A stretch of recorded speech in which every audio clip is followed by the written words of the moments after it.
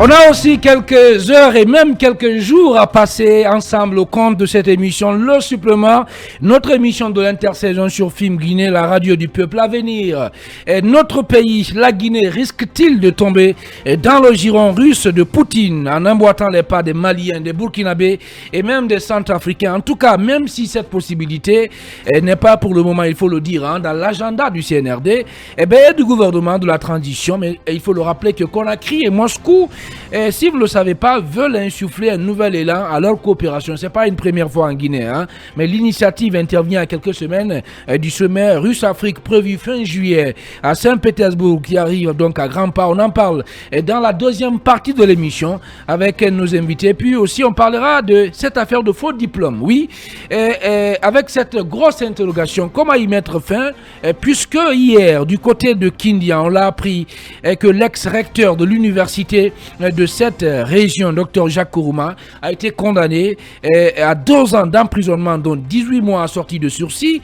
Et cet ancien recteur est poursuivi par un ancien étudiant de la dite institution pour usurpation de titre faux et usage de faux sur le titre donc de doctorat. On en parle dans la deuxième partie également avec nos chroniqueurs. Et l'autre information du jour, c'est qu'un Guinéen, un compatriote, a raflé une cagnotte, tenez-vous bien, de plus de 4 milliards de francs guinéens avec la société de loterie One Exhibit Guinée. On en parle bien entendu avec son directeur marketing et communication et il nous rejoindra dans la rubrique le Art Talk. Il est notre invité exceptionnel d'ailleurs ce matin dans cette émission Le Supplément. Allez, Mfali Guilabogui, on l'a appris hier tard dans la soirée que le gouvernement guinéen a annoncé des mesures fortes, oui, après la tragédie à Matoto. Oui, après la tragédie, dans un communiqué publié par le gouvernement, il a d'abord présenté les condoléances aux familles des victimes avant d'annoncer des mesures fortes. Et ces mesures sont, entre autres, il y a une enquête qui est enclenchée afin de faire la lumière sur cette affaire. Quand même, ce n'est pas la première fois ni la deuxième fois en République de Guinée. On assiste à une sorte d'anarchie du point de vue construction. Quelquefois, les chantiers sont laissés pour compte. Donc, le gouvernement a décidé de prendre le taureau par les cornes. Non seulement de faire des inspections, mais aussi de situer la responsabilité. Alors, à part cela, il y a d'autres mesures que le gouvernement annonce, c'est-à-dire c'est de prendre des mesures urgentes. Parce que vous savez, que ce soit à Conakry ou à l'intérieur du pays, le monde des constructions est devenu un monde anarchique. Donc, il faut faire un toilettage. C'est-à-dire tout en respectant le code en la matière. Parce que c'est un secret de polichinelle. Quelquefois, vous assistez à des faits inédits dans le milieu. Par exemple, ce qui s'est passé du côté de Matoto, c'est que les ouvriers étaient en train de travailler lorsqu'il y a eu effondrement. Donc il a fallu 2 jours de recherche et c'est sous des décombres que ces 5 corps ont été tirés. Donc le gouvernement décide de prendre des mesures fortes pour assurer désormais la sécurité, faire des inspections, mais aussi toiletter le domaine parce qu'il y a des chantiers qui sont laissés pour compte, ce qui, à mon avis, pourrait être une bonne mesure. Mais moi, je crois que le gouvernement est venu un peu en sapeur-pompier parce que si vous vous rappelez très bien, au temps de M. Alpha Condé, il y a eu des cas d'effondrement à plusieurs reprises, mais c'est parce que des mesures en amont n'avaient pas été prises par le gouvernement. Envisagées. Voilà, envisagées par le gouvernement.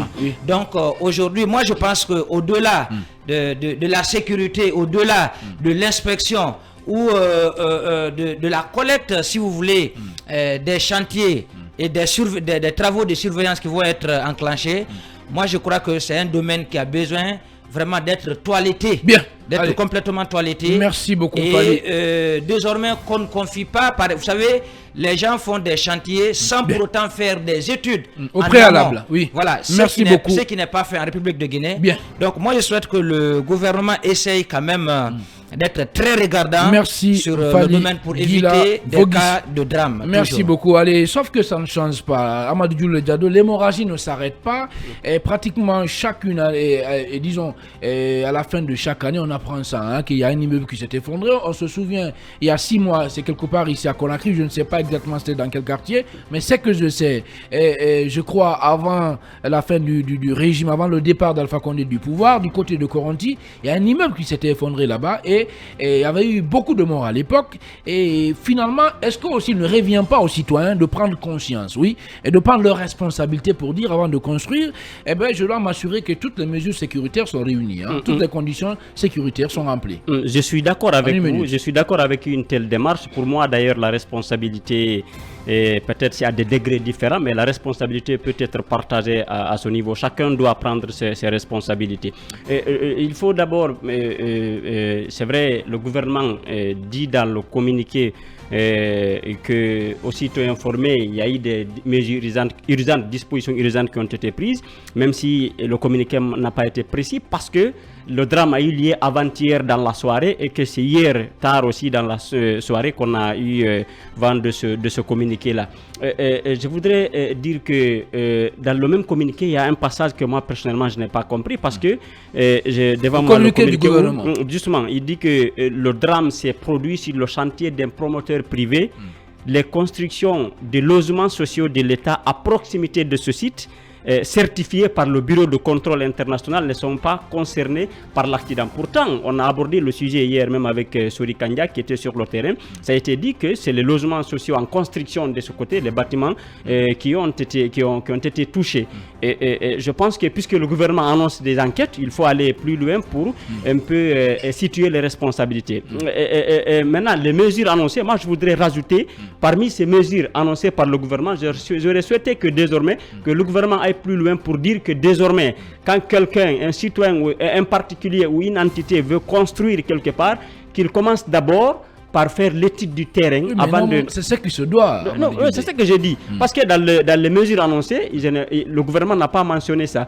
Et il faut dire mais c'est que vous oubliez, le gouvernement ne peut pas passer tout son temps à prendre le fouet derrière les gens, Amadou Djoule Diallo. Vous ne pouvez pas quand même prendre votre argent et investir sur un terrain, construire. Non, attendez, oui, dans ce domaine, il y a des choses en tant que citoyen, on doit comprendre qu'elles peuvent être dangereuses pour nous-mêmes, pour nos vies. Elles doivent représenter un danger pour nos vies. C'est de ça qu'il s'agit, Amadou Djoule. Oui, je suis d'accord avec vous. C'est pourquoi j'ai commencé par dire que les responsabilités sont partagées. Et le gouvernement ne peut pas être derrière chaque citoyen, mais le gouvernement peut être plus rigoureux parce que dans le communiqué qui est fait, c'est le ministre de l'Habitat qui est interpellé. Et je pense qu'il est de son rôle de faire ce travail de manière générale que nous sommes en train de faire allusion. Allez, on va céder la place au premier passage de l'écran publicitaire au compte de ce numéro du supplément. En attendant, continuez de réagir aux différents sujets donc prévus au menu de cette émission. On va se faire le devoir de prendre en compte toutes vos réactions dans la deuxième partie de l'émission.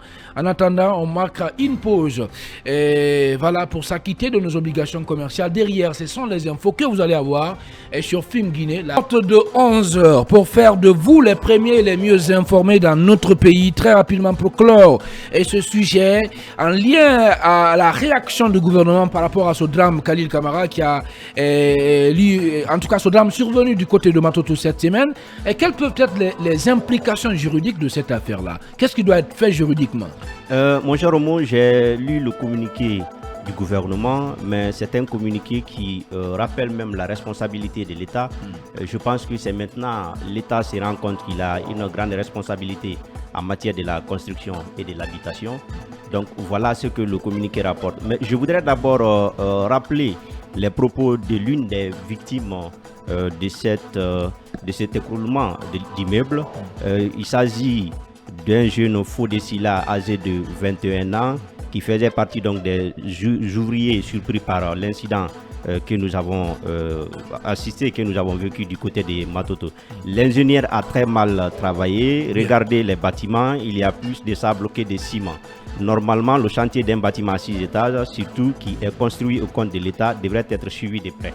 C'est vrai, l'État, aujourd'hui, à travers ses communiqués, comme le rappelait Julie, est en train de nous dire que, notamment le gouvernement, que ce n'était pas un bâtiment comme on l'avait dit qui concernait des logements sociaux, mais c'est un bâtiment privé.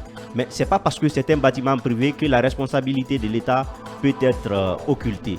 D'abord, parlons de l'ingénieur. Vous savez que quand on parle de l'ingénieur, il s'agit des constructeurs.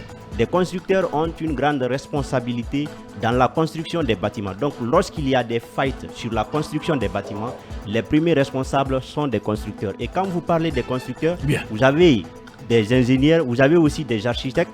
Donc, c'est pour dire aujourd'hui que si l'immeuble qui se trouve du côté de Matuto a fait des failles, bien sûr que l'ingénieur, sa responsabilité peut être engagée. Parce que l'ingénieur est responsable de la solidité des bâtiments. L'ingénieur doit veiller à la bonne qualité des matériaux de construction.